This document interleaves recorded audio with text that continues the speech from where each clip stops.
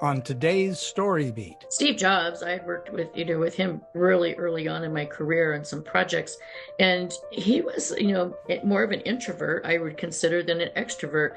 But the community and the developer community and the market kind of commanded him to be an extrovert. And so when Steve took the stage, he had a great presence. I also think because he had a lot of confidence and he was very confident in who he was and what he was projecting.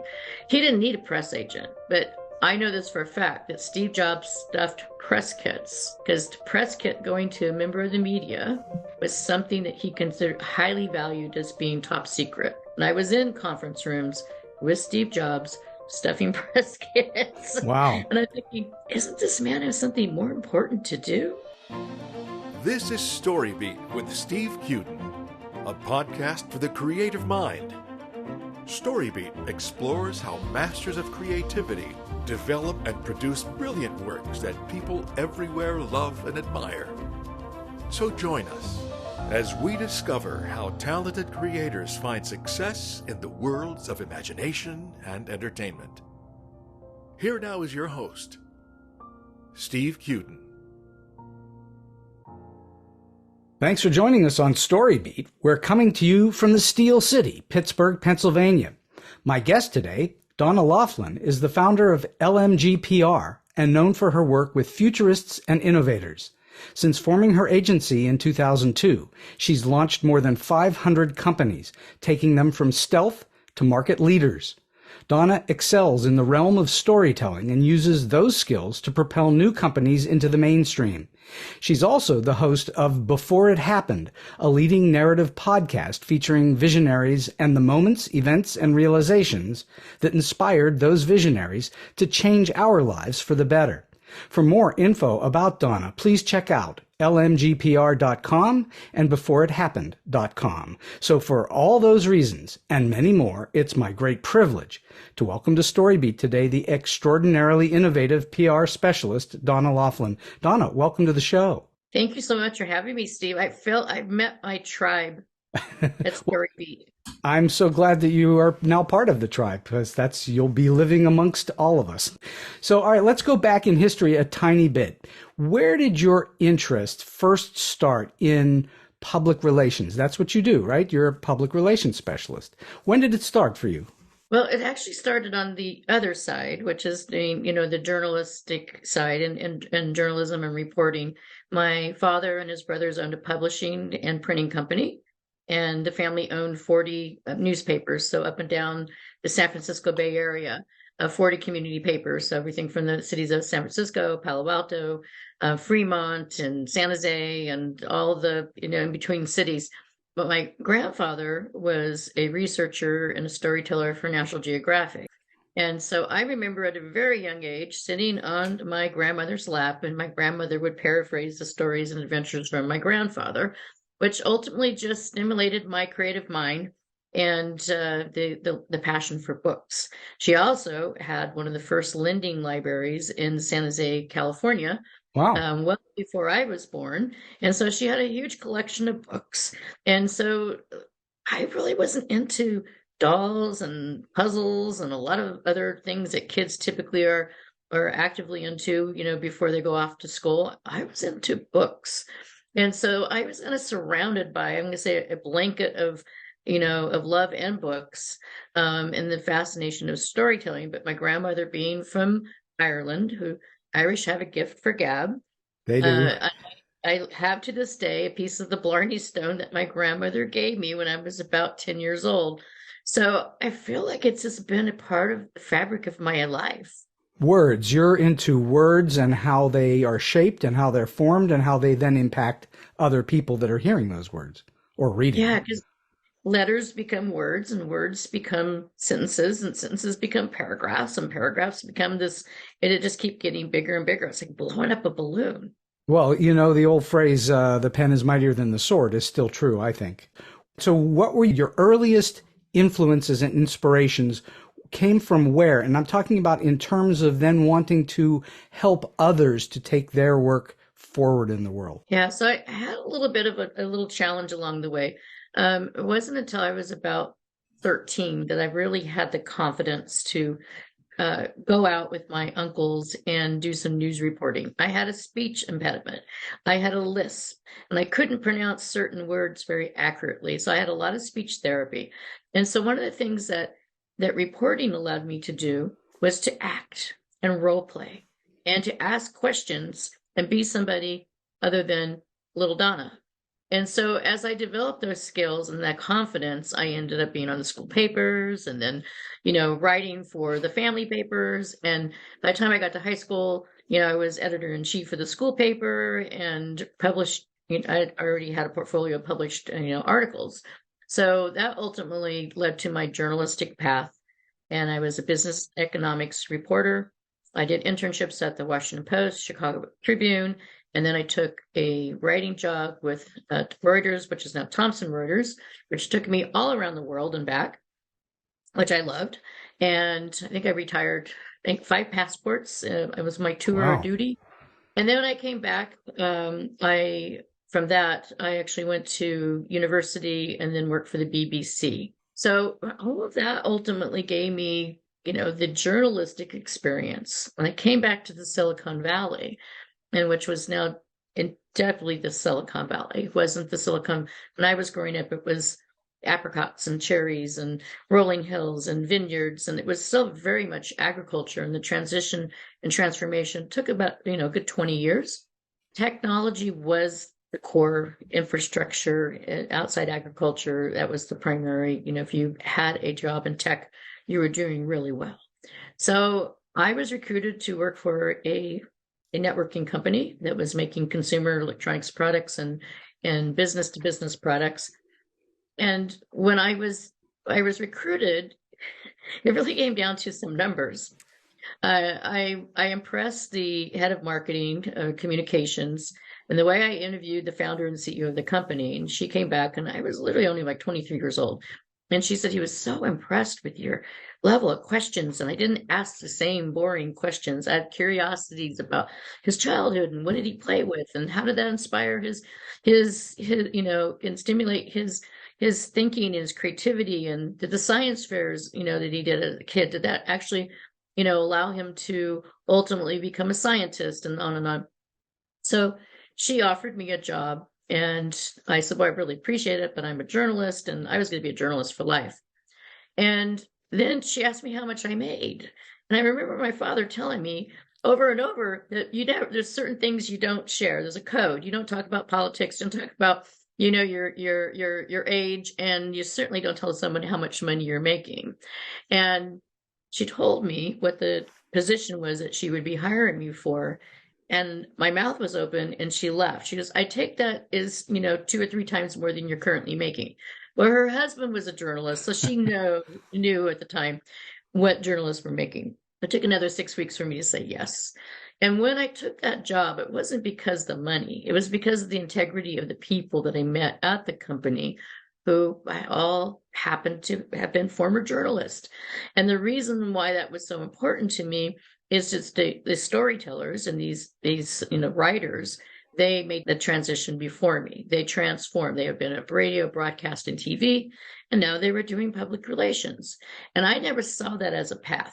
I think public relations, found me and kind of transformed me like a butterfly into the other side. And it was a little bit what I described as like roller skating or ice skating backwards. I was familiar with a lot of the tools and the processes, but it was, instead of me writing all the stories, and pitching, I'm actually, on the other side of the fence, and I'm actually pitching and telling the stories. There is a theme that runs through not every guest on this show, but many guests on the show, where they start out down one road and wind up in another place. That happened for me as well, where I started off trying to be one thing and you wind up being something else. And I think that that's pretty common for people to figure out later that what they're doing maybe lends itself to something that they're more interested in. That's what it sounds like for me that you went through. Do you think that with story, I was thinking about this last night. Do you think those of us that are storytellers, this tribe of StoryBeat, that sometimes we're in our story and we don't even realize that we're in our story? 100%. Right. And Uh, it's happening, and we're creating that we're in charge of the narrative of our life. But in the process of sometimes we're so busy telling everybody else's story and creating that we kind of forget that our chapters in, in our own book of Well, life. storytelling, if you really break it down, that people are familiar with, certainly Western storytelling, where we know what a story is when we're being told a story. And we know that from youth, we're trained naturally to tell stories and how stories work. But our story, our life story, is really in 3 acts, just like many and most memorable popular stories are. They're in 3 acts. There's a beginning, middle, and end. And we all experience that in life. So there's a parallel to the way we tell stories, and there's a parallel to that into how stories are told by others. And I think that's what you're alluding to. Yeah, absolutely. But it wasn't until I became a professional journalist that I think I really had respect for the craft that my uncles and my grandfather and had exposed to me at a very young age. And I had a lot of knowledge. I remember going in and interviewing for internships, and I had 10 years of experience. I go, "You're a sophomore in college. How could you have 10 years experience?" Well, because I started when I was 8, right? And then on the public relations side, I look over the years of all the people I've had the opportunity to work with, really bright-minded innovators and futurists in the tech sector, and being able to just have real hands-on story, what I call, fireside chat conversations like we're having now, of not talking about the product and the problem that they're solving, but what actually brought them to the stage in their career that they decided that they were going to mortgage their house and, sell their car and do whatever it takes to actually take their idea that they formulated in their mind and bring it to market. And that back end story to me is so important. We all heard stories like Steve Jobs and Wozniak and their back end story and how they met, and and that becomes almost folkloric over time. Mm-hmm. And then people try to recreate that story. And today I drove past a little. I'm in Ohio. I'm not in Silicon Valley today, and I drove past this little garage on this big open field, and I thought, oh, that looks just like the HP garage in California. And I bet there's a story about this little empty garage on the side of the road. And I just always had that curiosity, kind of like wanted to open the doors of the garage and see what was in there, kind of like American Pickers, and go in there. And there's a story. I think every corner and every place we go, no matter where it is in the world, and language is a gift, but sometimes it's a barrier and sometimes it's not, so I think in looking, I find stories in so many different places, and I always, tell people, when was the last time you looked up? And everyone looks waist high on their phones and they're walking around. For sure. Look up. It's very magical. There's other things happening in the world that are not at waist high. Well, so many people are not paying attention to what's going on around them anyway, even before phones existed, but now phones have made that much worse. You came to this naturally, though, because you grew up, like you say, in a journalistic family, which if you think about someone who grows up on a farm in the farm world, by the time they're 18, they know a whole lot about farming. And that's what you went through as well. So you had that in your blood, I guess, as you were growing up.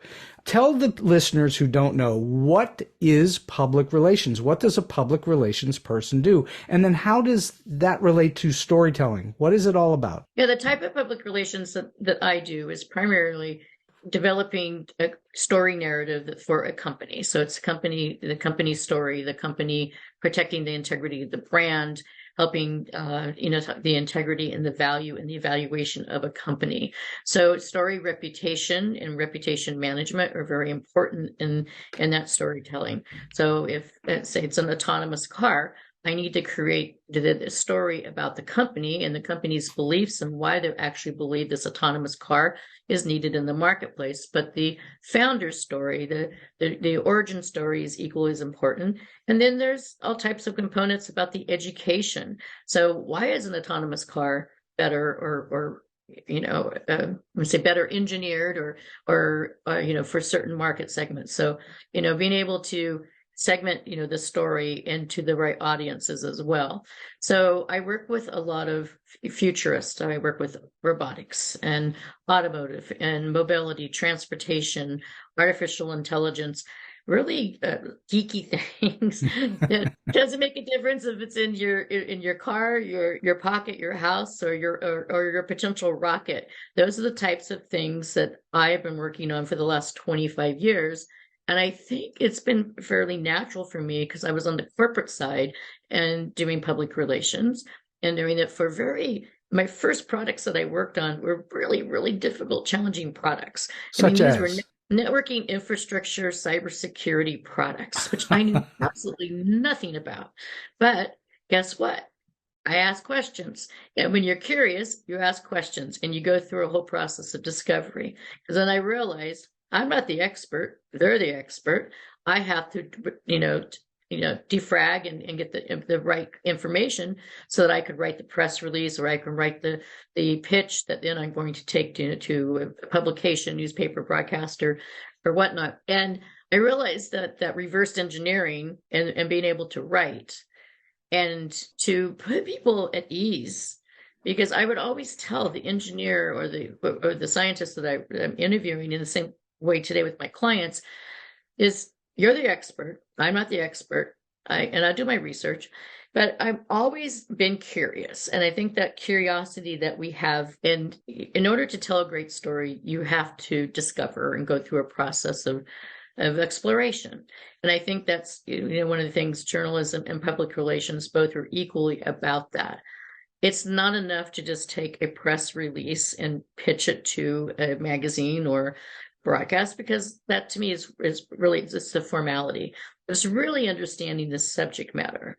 And so, for example, recently I started working with a company that makes tracking products to track, your keys and your backpack and anything that you don't want to lose. But one of the things I found in the process of meeting the founders and the team was that the founder of the company is a satellite engineer and had been working with satellites and with Boeing. And I thought, how come that's not part of the story? Because it clearly is a key thread to, he's tracking things within the universe, and now he's created a system and a platform to track things on Earth. Using satellite technology, no doubt. Why isn't that part of the thread of the story? To me, it's just common, but it was almost like it was buried. Like no one really wanted to talk about it because they thought it was separate, because there was a consumer product and the aerospace and the Boeing and military experience was something that just consumers would understand. Did they think it was too technical and the consumer would not understand any of what you were talking about? Yeah. And it was just a matter of taking that content and it's like needlepoint, right? You start, with or sewing or stitching anything. When you're telling a story, you're kind of stitching things together. And I think what makes, a great story to me is that quest for kind of like the unknown, right? Where, where is the story? Where is the intrigue and keeping it? And so, yeah, it was buried. It was nowhere on any corporate information. So to me, that's what I get a thrill about, is actually helping somebody rediscover and repurpose, and in some ways, kind of unearth what could be obvious to them, but they forget about it. It's like children playing. We forget sometimes what it's like to be a child. And so the joy and the childlike curiosities that we had when I described, books and my fascination, but I still have a fascination. If I could live in the Library of Congress, I'd be totally happy. Are you trying to put the human element back into what may be either a technical thing, or it might be cold and, calculating in some way? You're talking about putting humans into the story and not just the product itself. Yeah, absolutely. I think one of the things that happens, and take artificial intelligence as an example, or robotics, a market space I work in, people are, right now there's tons of stories every day. You look online or in print about artificial intelligence.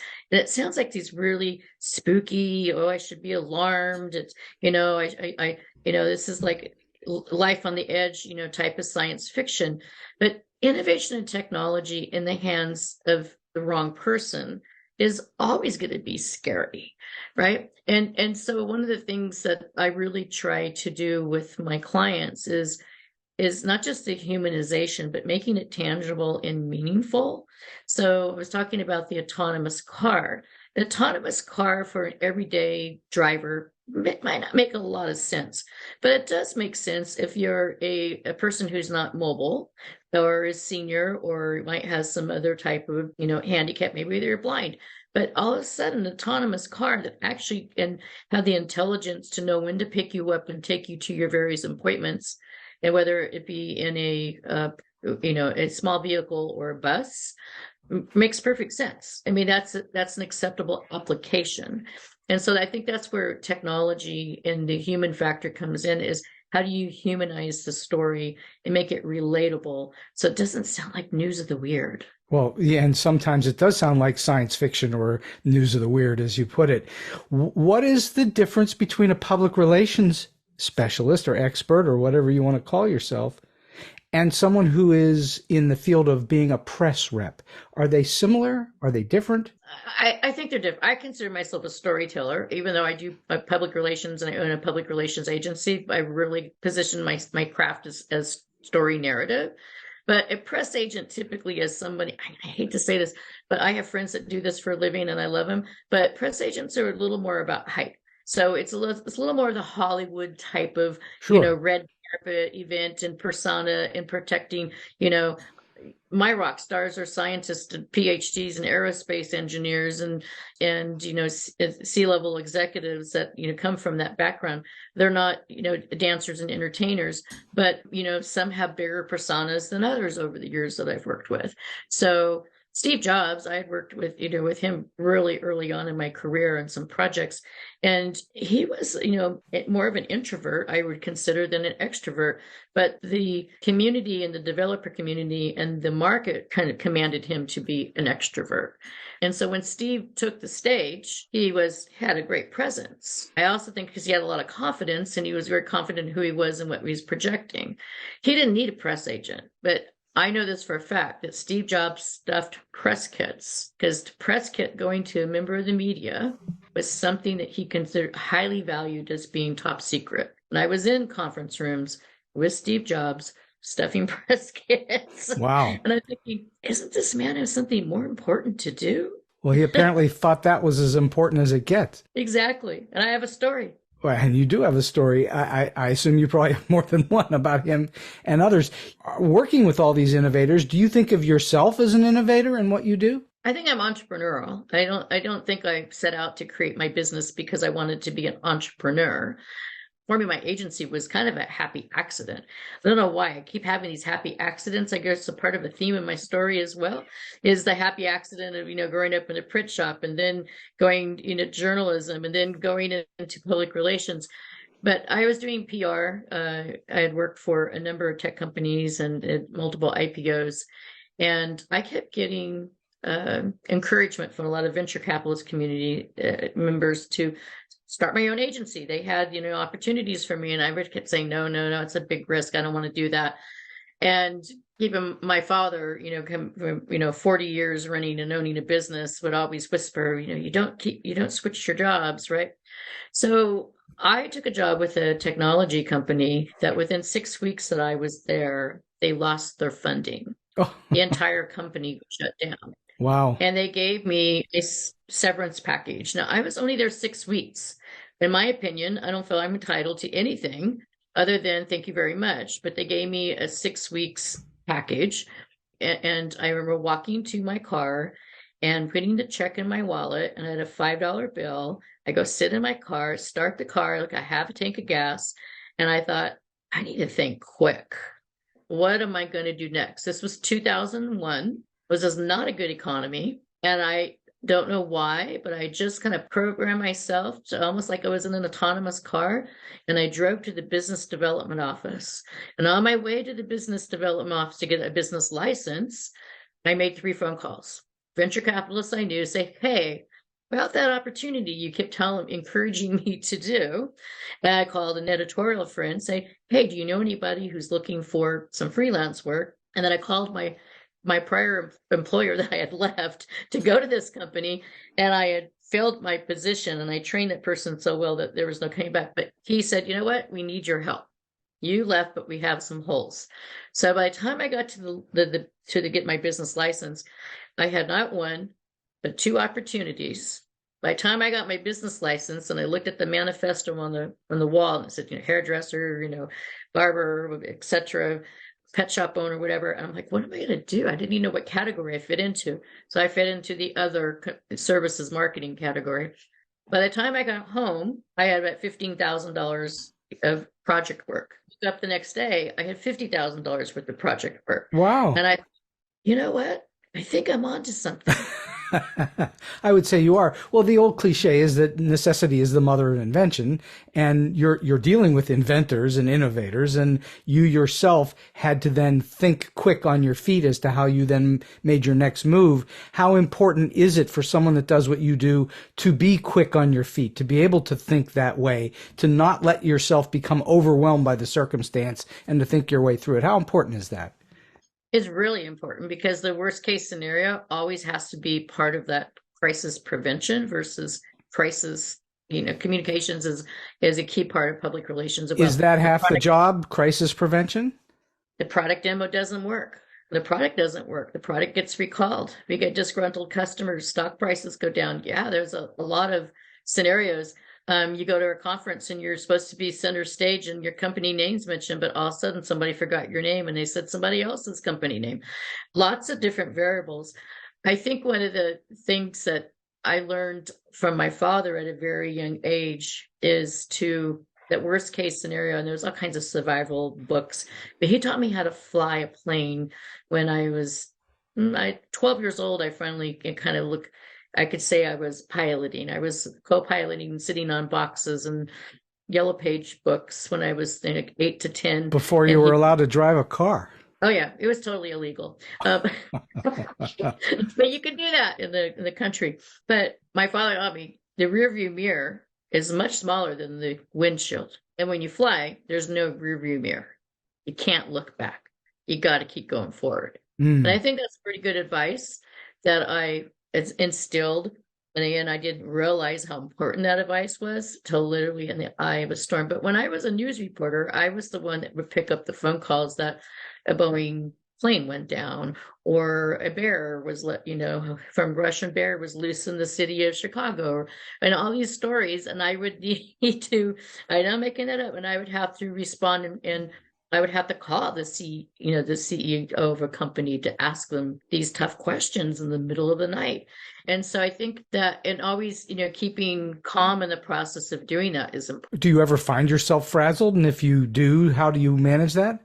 I remember having a pager. Do you remember pagers? Oh, yes. I'm that old. I was working for a publicly traded company whose name I won't name. They got acquired. And I was so stressed out, and I was fairly young in my career. And I went to interview one of the top executives of this company, and it was a very stressful situation. And I had a pager on back to the newspaper, and I was supposed to be calling in and giving an update. At the time, only people who were using pagers were drug dealers and like truck drivers. And here I am on assignment. I had this pager.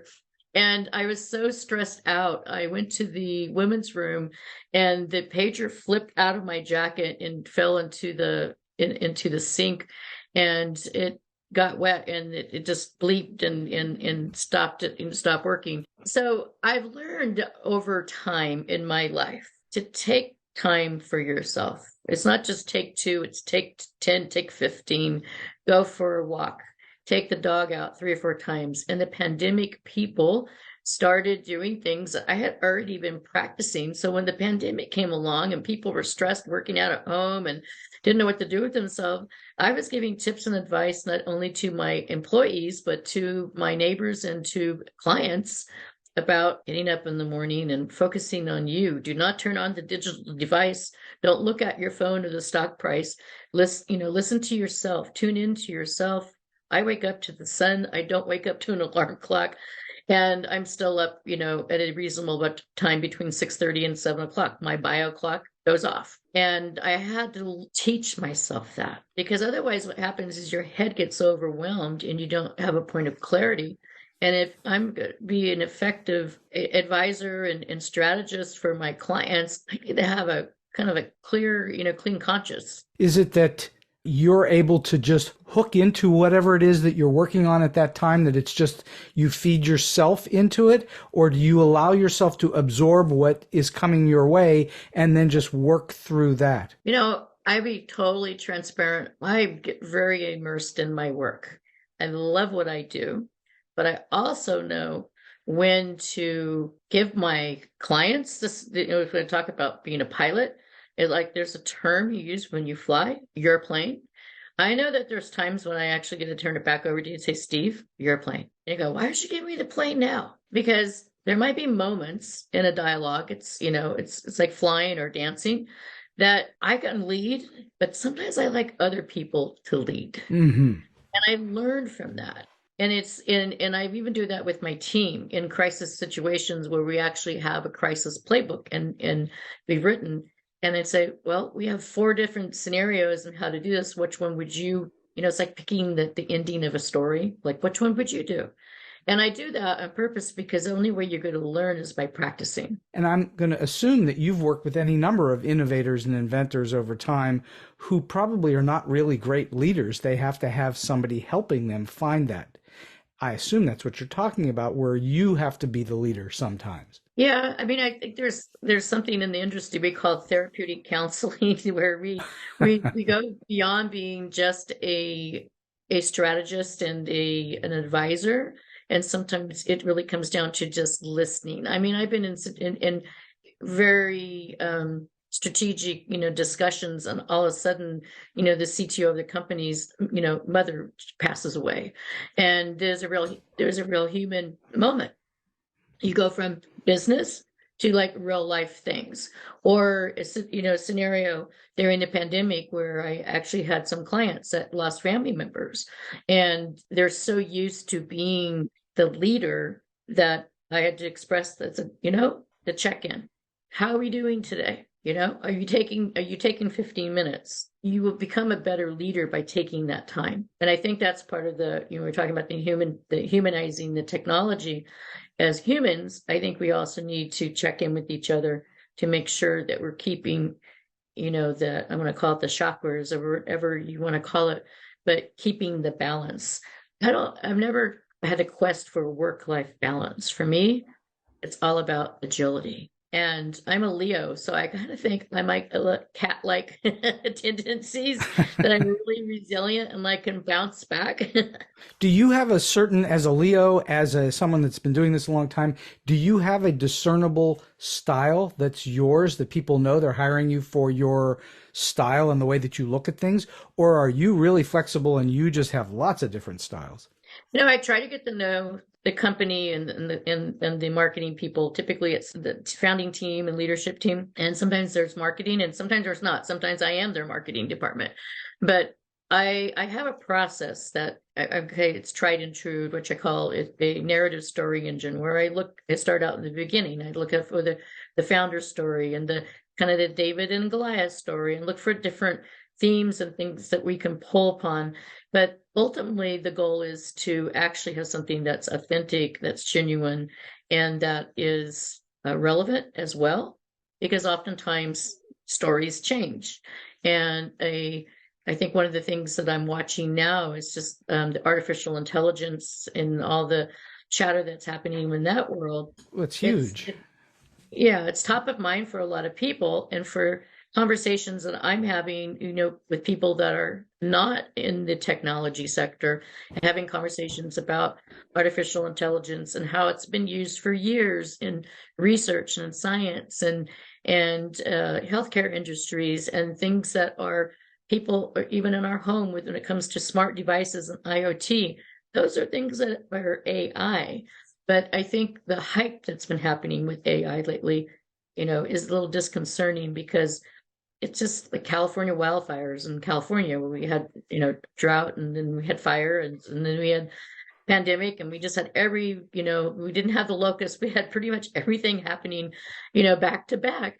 And it was, being a Californian and watching all that happening and being able to kind of stand back and look at it and kind of parcel out, well, what does this really mean? To me, I was most concerned about the agriculture and the people who were working in agriculture, dealing with the earth, wind, and fire and all these elements. That's something, to me, as part of the Steinbeck country, which is not very far from where I grew up, as some of the most fabulous stories written by him, were in that belt, because there's decades and decades and, of stories being told from, mouth to, from one child to another. And folkloric stories to me are, I think, a big part of what I haven't, factored into my storytelling. Do you try to make a new corporate entity have its own mythology, its own folkloric background? Do you do that with it? Yeah, but sometimes there isn't a lot to pull from, so you kind of create it. For as an example, say the metamorphosis effect, right? Some companies don't have a deep. It's like with just two engineers and a dog, they got together, and just because they got a lot of money, and that's not that really interesting of a story. No. So you dig a little deeper and you find out, well, what's your favorite book, or what did you have a dream, and you kind of weave it together. And there have been a number of times where I've had to, create a story from scratch, and it was because the name needed some explanation. And yet you want to keep it authentic and honest, correct? Exactly. How do you find that? Is it a lot of research? What do you do to, you're saying you're asking questions, but is there more than that? Is there more than just asking questions? Do you have to do a lot of background research yourself in order to find that authenticity? I do. So, for example, if someone says that they grew up in the, the heartland, and I said, well, where specifically? And they'll say, a specific, state. And then I say, okay, that's great. So that's agriculture country. You didn't grow up on a farm, or anybody in your family farmers? Well, yeah. Well, did you drive a tractor? Oh, yeah, I drove a tractor. Well, you're now making an autonomous car, and you grew up around John Deere. It must have had some influence on you, right? So sometimes you have to take people back to that place because they move on. And I have this in the book that I'm writing, which is literally called $5.50 tank of gas, because that's why I started how to write unlimited stories. I talk about the fact that you're not your zip code. And I think that's really important in storytelling, is that your total story in the sum of its parts when you're born, and we're all born naked. We have a clean slate when it comes to creating our story. But then where we live and where we're nurtured and we grow up, good, bad, or ugly, is just one facet. You pack up your bags, you move, you go to college, you take a job elsewhere, you move with family, the next zip code and the next zip code after that, and the zip code that you might visit on vacation, or the zip code you go around the world, all this become part of who you are. And I didn't realize until I went to my high school reunion, even though I hadn't gone to high school reunion in 25 years, I was like, I've moved on, I've done so many things, I don't have anything in common with these people. And I went back and I thought, wow, these people are actually kind of cool. I'm really fortunate that I grew up with them, because we had a commonality. We had a common thread and a connection with our community. And we grew up in the Valley before it got really booming to become the Silicon Valley. Because when I was growing up, Hewlett-Packard, the defense companies, and the early makings of Apple, were around. But it really didn't take off for at least another 12, 15 years after high school, right?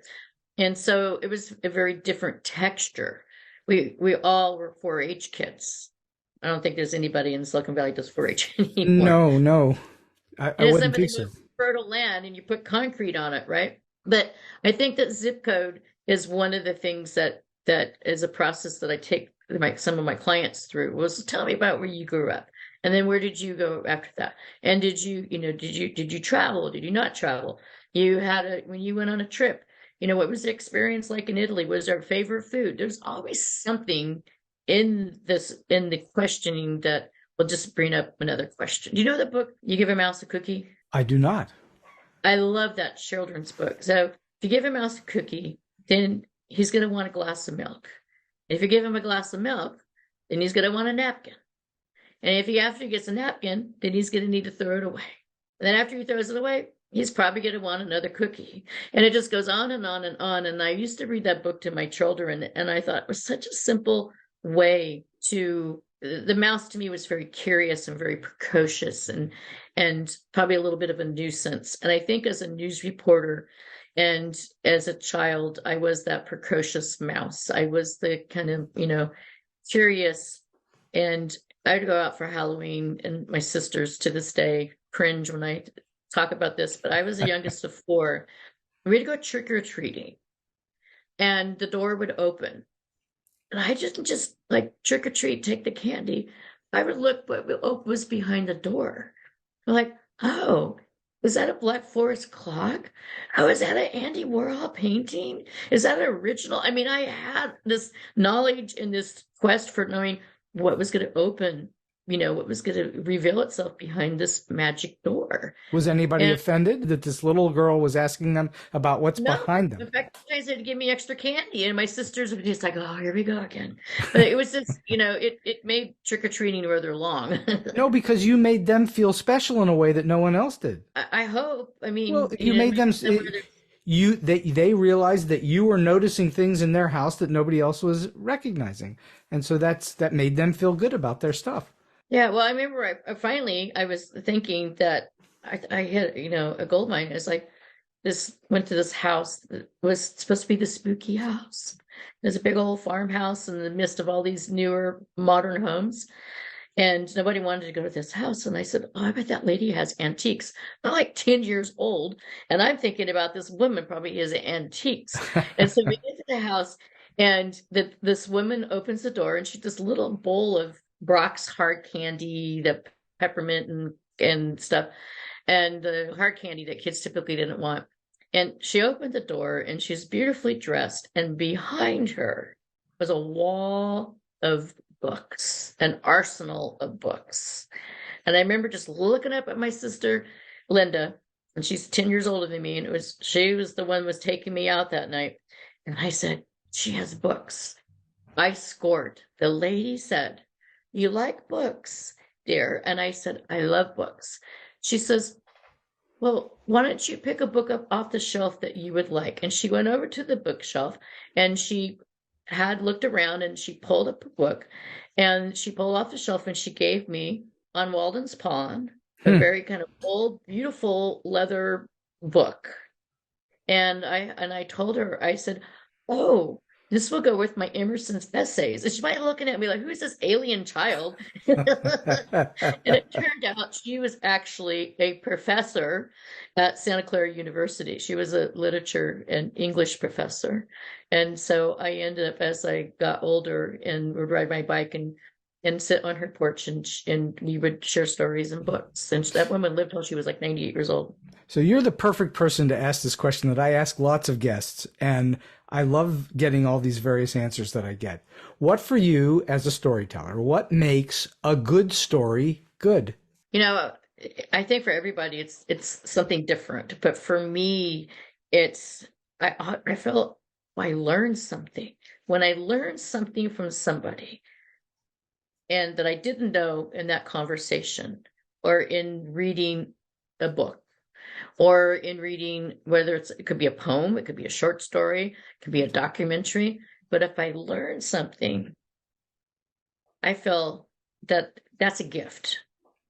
And I love documentaries. As an example, documentary, and I watched one. The last one I watched was the Muscle Shores documentary on the Muscle Shores studio, right? And I felt very fulfilled and soulful. And that if we can tell a story, and the receiver is learning and taking away knowledge, to me, that's a successful story. Does it need to be entertaining, or is it just about education? I don't think it needs to be entertaining. I think it could be, because sometimes stories are just, I don't know, very fable-like, right? Fable stories are not necessarily entertaining, but I've read a lot in college. I read a lot of, Japanese folklore and American folklore and indigenous folklore, and they're usually, and mythology, there's wisdom that you take, with you. What would you say then, as you're creating the stories for these various innovators and companies, what is it that they should be curious about telling their story, and what is it that they should be cautious about in telling their story in general? I know that's a very broad question to ask for many specifics, but is there something that innovators should be always thinking about in terms of telling their story, and are there things they should be cautious about? Yeah, you're gonna laugh at this. I think they need to loosen up a bit. I think they just need to be open to the process, Mm-hmm. and really be open about the discovery process, and not thinking that their story needs to be the same template and cookie cutter story that a Steve Jobs. Everyone wants the Steve Jobs story. Well, no, guess what? You can't have it with Steve Jobs' story. That's his story. For You can have sure. it. So let's explore your story. Or there's a psyche and a mystique to certain stories. And if you ever watched the Silicon Valley TV show, if you've ever seen an episode, there's a certain persona, of what an entrepreneur is and what a founder is. And there's a lot of folklore to the Silicon Valley over the years that I've seen. And I like my clients to kind of shake that off. You don't want them to be locked into the notion of Silicon Valley. You want them to find some uniqueness, I gather. Is that what it is? Yeah, well, it's like a uniform, right? If we all wanted to wear matching, blue sweaters and khaki pants and all, kind of be very parochial about our stories, I think they'd be quite boring. I said, you know what? Put on the plaid pants and the polka dot shirt and the striped socks, and let's have some fun with it. So I want to spend a little bit of time before we get to the end of the show talking about your podcast, because that's also creative and something that you have to work at, I assume. I assume it doesn't just flow naturally with no work at all. In Before It Happened, what is it that you are trying to get to with the innovators and futurists that you talk to? So the Before It Happened show was created during the pandemic. I started it because I needed people to talk to. And then it really evolved into this process of what I described, which is talking to innovators and futurists in the future that they imagine. And I meet a lot of people, and they're not necessarily my clients, but I meet a lot of, I call them Imagineers and visionary, great scientists and innovators, but they have stories that are sometimes they need to be unearthed. And so I just, through conversation, through the podcast, I go back to that point of that moment in time when they decided that they were going to take this journey and go from their corporate job or their research job. In one case, I had a aerospace engineer who actually was so passionate about being vegan and the quest for the perfect cheese. He left his corporate job to create vegan-based cheese. Huh. That's a huge risk. I can't imagine what my father would have said to that. And on top of that, he's Sicilian, and Sicilians typically aren't vegan, and they have fabulous cheeses. So I thought, wow, tell me that story. And so those are the types of the people that I've had on my show, everything from food scientists and astrophysicists and engineers. I've even had Tyler Florence, who is a top and very well respected chef. When we talk about waste and sustainability, we have conversations on the show about the future, not just as it relates to innovation technology, but the human factor and the wellness and the health and all the different things that can actually, miraculous things that can be created and managed and automated and augmented with science. And so for me, it was really an exploration and having these desk side conversations with people that I might not work with at some point. Some of them are people I have worked with in the past or working at that time, but majority of them, I'd say 80%, are not people that I've actually engaged with on a formal basis. And that also gave me a new platform and an opportunity to just tell some really great narrative stories. So you're back to, I love the notion that it started because of the pandemic, and you're harking back to necessity being the mother of invention again. You were looking for something to do, so you decided to create a podcast. My experience with this show is a little different because this started in 2017, well before there was a pandemic. So I come at it from a slightly different Probably. perspective. Sure. Yeah. So I'm curious, how do you go about preparing for an episode? Do you spend a lot of time formulating questions and doing research? What do you do? I do a lot of research. So I start with the basic information, looking at the Googling and finding content that's public. But then I'll go a little deeper and I'll go in the subject matter. So if I'm doing, so for example, I had a woman who was a lab researcher at Stanford, Canadian, who moved to California to work at Stanford Research, get working on her PhD. And she thought that her career path was going to be animal research. But then she realized that she didn't like research on animals. And what she discovered in the process was cloning mice to create a mouse substitute and turned it into food for cats. Huh. So a very interesting discovery process. But I found her just looking through some, I think it was Omni magazine. And then I reached out to her and I said, I read your article. This is really interesting. Found her on LinkedIn, did a bunch of research, on the pet food industry and all the hazards and all the health and all the issues and everything. So I go really deep and wide. And then I develop a bunch of questions and I'll send it to the guests. Sometimes their PR person or publicist is involved and get their feedback. And sometimes, I would say more than half the time, they're like, wow, those are amazing questions. We really never thought of that, which is exactly what I'm looking for, right? And then we'll do a call, and then we actually go to the live taping. But my purpose of the show was one part therapeutic for me, in a sense, and another part is to actually give my guest a gift that then they could take and we should help them shape and tell their story. Because that moment before it happened, of why they actually decided to do something is what we were talking about earlier. People forget that spark, that moment that was actually that crescendo that said, you know what, I'm going to do something different. People, I think, definitely forget that. I know I have to remind myself of what it is I'm still after in life after doing it for a long time. And I think everybody needs to be reminded of that because you can sometimes lose sight. Again, another cliche, you can lose sight of the forest for the trees. And if you have to go back and remind yourself why you're doing something, I think that's important. I'm very curious in both being a journalist and a public relations person. My assumption is, and you correct me if I'm wrong, you need to be a really good listener. You're not dictating stuff to people, you're listening to them, correct? That's another chapter in my book, listening. Because people don't listen, they respond. Mm-hmm. Mm-hmm. And my grandmother was very clever. My same grandmother, I used to sit on her lap and she'd tell me stories.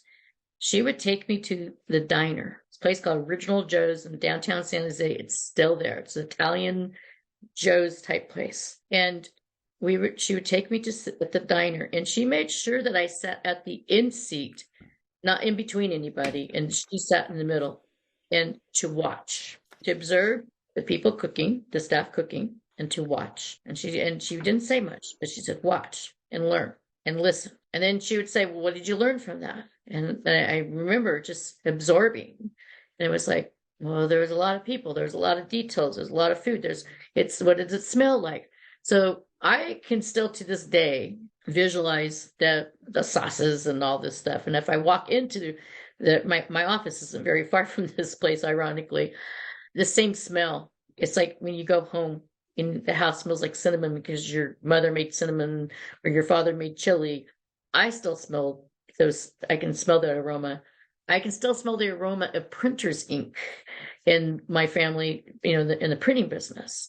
And people make connections with smells and visual components because sure. It's also part of the storytelling, right? And so one of the things I love to do when I travel is I always seek out a restaurant that has a counter or the community seating where you can share a table. Because what's going to happen is you're going to sit down, and when I have a friend that said, I can't believe you go out to dinner by yourself. And it's just, what are people going to think? I said, they're going to think I'm hungry. That's what they're going to think. But I can come in, and I'm going to sit down, and I might have a conversation with the person that's waiting on me. Well, I might have a conversation with the person to the left, to the right. Sometimes you get really lucky and there's a couple that's having a little bit of a spat or something. But people tell you things if you listen. They tell you things even if you didn't ask. And so as a journalist, and I was really young when I was a journalist, people would tell me things and I would come back with these stories, factual stories. And my editor would say, how did you get this? I said, probably because I didn't go in looking like a reporter. I went in looking like I was a college student. And I didn't hang out in Capitol Hill. I went to the bar, the cafe that they went to after hours, and they were really comfortable and relaxed. And what people do when they're comfortable and relaxed, they tell you things. Well, hearing, the notion of hearing, that's autonomic. It happens even in your sleep. You're not trying to hear. People hear, unless they're deaf, of course. But if you can hear, then hearing is autonomic. But listening is active and requires action. It requires you to actually actively listen. And did you train yourself to do that, or is just your natural curiosity took over? That's really a good question. It might stem from the fact that I had a speech impediment and I did a lot more listening than talking. I was really quiet because I didn't say my THs and my CHs and my Ys, and a lot of my XYZs just didn't come out right. I literally sound like I had a brogue and a Spanish accent merged together. No, I don't. Wow. It was a little complicated. So to unravel all that and listening, but also I think I did a lot of music when I was younger as well, and was taught, to the audio is amplify that as much as, the visual. Well, I have been having the most marvelous conversation with Donna Loughlin for the last hour or so, and we're going to wind the show down a little bit. And so I'm wondering, in all of your experiences, all of your professional experiences, your personal experiences, are you able to share with us a story that's either odd, weird, quirky, offbeat, or just plain funny? Yeah. Oh, well, I have many, but I'll just go with my travels. When I was a journalist and living in the UK, I often get signed to stories outside of the English speaking countries. And I speak enough French and enough Spanish and a little bit of Hebrew, that all for business, came in handy. But I remember going to interview. I was in Spain, and happened to be in Italy too, but I'll stick with the Spanish story. But a company, and it was a cosmetics company that actually was creating products, not for beauty, but they were actually creating products for third world countries, for women who actually had been, had burns and everything from leprosy and things like that. Or it was creating cosmetics that were, for people to help, help them be able to feel confident to go into communities and stuff and back out in the world and kind of, be streamlined. So I was told that English was not the first language, and I know English is my first language and Spanish was kind of my second language, that I could use my Spanish. And when I get there, and they said, well, they prefer to speak in Italian. And I'm like, oh boy. So I have Italian, Spanish mixed back and forth. At the end of the conversation, as I was struggling through, it says in perfect English. That was one of the most fascinating interviews I ever had. Literally mic drop. And I think, why did he do this to me? And I realized the conversation was, we were outside, we were having lunch, beautiful, like, local food, fruit, cheese, fish. He was giving me an experience and a moment. And at the same time, I was seeing all the products being, shown to me and what the products do and the visuals and the experience itself was great. Another example of that was when I was in Israel and I was at the friendly border, and I just had lunch with the Israeli and Lebanese, the friendly border, if you've ever been there. But I just had lunch, literally broke bread and had lunch. I was doing a news story and I was learning about the cultural undivided and how the communities came together. Right after, literally, we were just done with lunch, the border got shut down, the air raids went off, and I was risked, very quickly into a bunker. And I thought, what just happened? Because everybody was in harmony and everyone, but somebody had illegally got over the barricades, and so they shut down the border. And I was in the bunker for 2.5 hours, with the Israeli side of the delegates, and with literally like one light bulb and a case of water, and not knowing what I was really doing there. But those are the types of things that happen, when you're a journalist versus the PR person, which is in a secure, safe place, potentially writing. So the story that I went for was not the story that I ended up writing about. The story I ended up writing about, per my managing editor's request, was how you go from harmony within split seconds to the divide. But you found that out the hard way, didn't you? Yeah. And I imagine that made a much more compelling and interesting story. Yeah. When you're 21 years old and that's your first experience in the Middle East, it was like one you're not going to forget. No, that would be one that you would not likely forget ever. That's a really great story.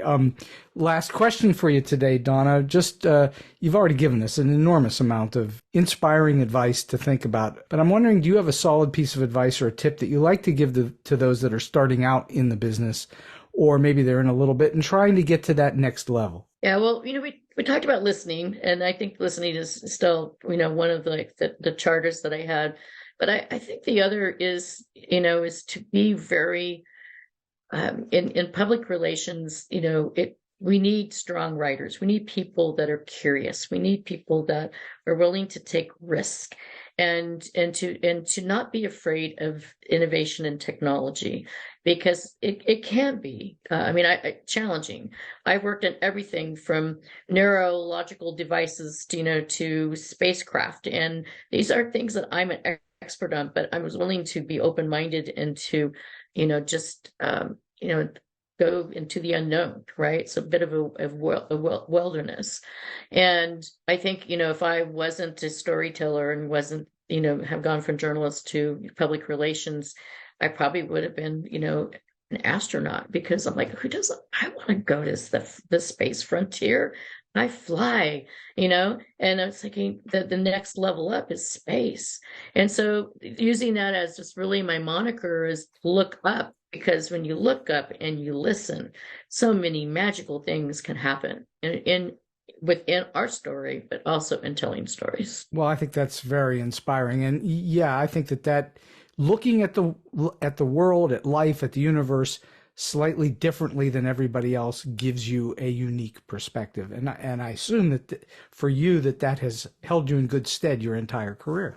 Yeah, well, it's a lot of fun. I feel like it's one of the things that whenever every story that I listen to in StoryBeat is that people actually really enjoy what they do.